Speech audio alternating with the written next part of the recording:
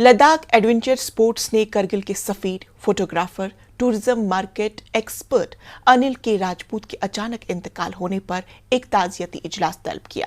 Ladakh adventure sports के chairman Shahnawaz ने अनिल राजपूत के इंतकाल पर गहरे रंजोगम का इजहार करते हुए अनिल राजपूत को एक नेक इंसान करार दिया। उन्होंने कहा कि उनकी मौत इंडियन टूरिज्म इंडस्ट्री के लिए बहुत बड़ा नुकसान है। उन्होंने मजीद कहा कि अनिल राजपूत हमेशा करगिल को सयाहती मकाम के पैकेज के तौर पर फरोग देने की वकालत करते थे। वो हमेशा लद्दाख में सयाहत के हवाले से करगिल की सलाहियत के बारे में बात करते थे। शहनवाज ने कहा कि अनिल राजपूत ने कई बार करगिल का दौरा किया और यहां तक कि सर्दियों में भी वो यहां आए ताकि वो दुनिया को सयाहती मकाम के एतबार से करगिल की अहमियत और यहां मौजूद इम्कानात से वाकिफ करा सके। अपने बच्चों को ज्यादा वक्त तक मोबाइल फोन इस्तेमाल न करने दें, ये आंखों के लिए काफी नुकसानदेह है। इन बातों का इजहार आंखों के माहिर डॉक्टर ने एक मुफ्त मेडिकल कैंप के दौरान किया। उन्होंने लद्दाख में पाई जा रही आंखों की बीमारियों से बचने से मुतालिक तदाबीर पर भी रोशनी डाली। यूटी लद्दाख की मारूफ हेल्थ केयर ऑर्गेनाइजेशन और मारूफ NGO Bakaria health care and research centre Kargil हर साल दवाइयों और टेस्टों के साथ मुफ्त आई कैंप का इनकाद करती आ रही है। रवां बरस 4 रोजा कैंप का इनकाद किया गया। आंखों के कैंप में 813 मरीजों में से 143 मरीजों के टेस्ट और दीगर इलाज किया गया। उनमें से 143 को सर्जरी होगी। डॉक्टर मंजूर आई केयर सेंटर श्रीनगर में सर्जरी करेंगे। ट्रांसपोर्टेशन और रिहाइश एनजीओ बाकरिया फराहम करेगी। डॉक्टर मंजूर ने न्यूज़ 18 से अपने तासुरात कुछ यूं शेयर किए। जो हमने यहाँ देखा, एक तो बहुत सारे लोगों को मोतिया है, चलिए उसका तो इलाज हो जाएगा, लेकिन एक चीज़ जो मुझे दुखी कर रही है वो ये है कि यहाँ काला मोतिया बहुत है, जिसको कि हम अपनी लैंग्वेज में ग्लोकोमा कहते हैं। और ग्लोकोमा एक ऐसी डिज़ीज़ है आँख की जो रोकी जा सकती है, प्रिवेंटेबल ब्लाइंडनेस में आता है। तो उस चीज़ को देखकर मुझे बहुत दुख है कि वो पेशेंट्स ट्रीट नहीं हो पा रहे हैं और जब तक कि वो हमारे पास पहुँचते हैं वो ब्लाइंड हो गए होते हैं। तो हमारे लिए ये देखना बहुत मुश्किल बात है। इसके लिए हमें कुछ करना पड़ेगा। एक तो वो, और मैं एक मैसेज देना चाहती हूँ पेरेंट्स को।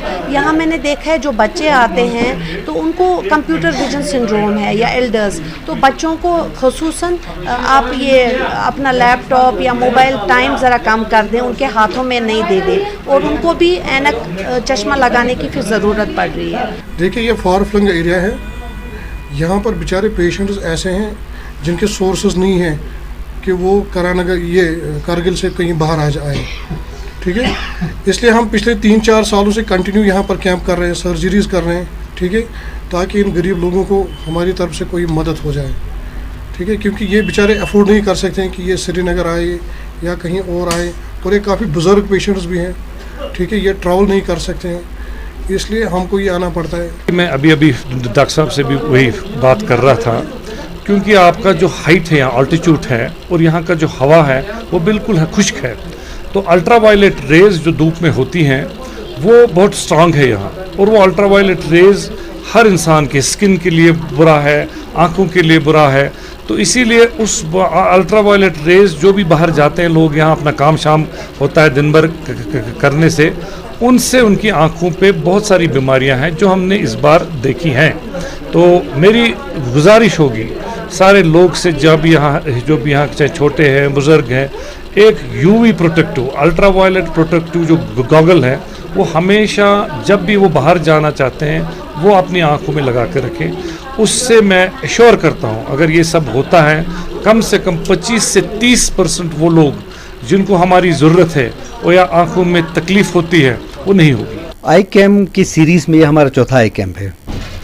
ये हमने इससे पहले भी 3 आई कैम्प हो चुका है। तो पहली बार हमने डुकचन रिनमोचे का जो एक ऑर्गेनाइजेशन है लिव टू लव, तो तिलगंगा हॉस्पिटल उनका होता है, वहाँ उनके साथ एक हमने कोलैबोरेशन में एक आई कैम्प किया था सांकू में, जहाँ पे सर्जन उन्होंने लेके आया था, प्लस उनका ड्रग्स उनका था, पेशेंट को ले जाना लाना, उनका एकोमोडेशन, डाइट वो हमने संभाला था। तो उस तरह से तकरीबन 150 लोगों का इंट्राओक्युलर लेंस फेको एमल्सिफिकेशन टेक्निक के थ्रू हुआ था। इसमें कैटरेक्ट में जो बहुत सी इंपॉर्टेंट जो लेटेस्ट जो है फेको एमल्सिफिकेशन कैटरेक्ट सर्जरी का होता है। तो उसके बाद 2 कैंप हमने डॉक्टर खुर्शीद, इनके जो डॉक्टर मंजूर आई केयर सेंटर है, डॉक्टर खुर्शीद उनके डायरेक्टर हैं, उनके इस्ताद से हुआ। 2 कैंप हमने किया सांकू में। एक में 95 केसेस हमने ऑपरेट किया था, 96 केसेस, तो एक में 85 केसेस ऑपरेट हुआ था। ये आज से कोरोना से पहले की बात है। तो हर साल डॉक्टर खुर्शीद का एक मेमोरेंडम अंडरस्टैंडिंग हुआ था डॉक्टर सीमा और डॉक्टर खुर्शीद से कि हर साल हम एक आई कैम्प करेंगे यहाँ पे।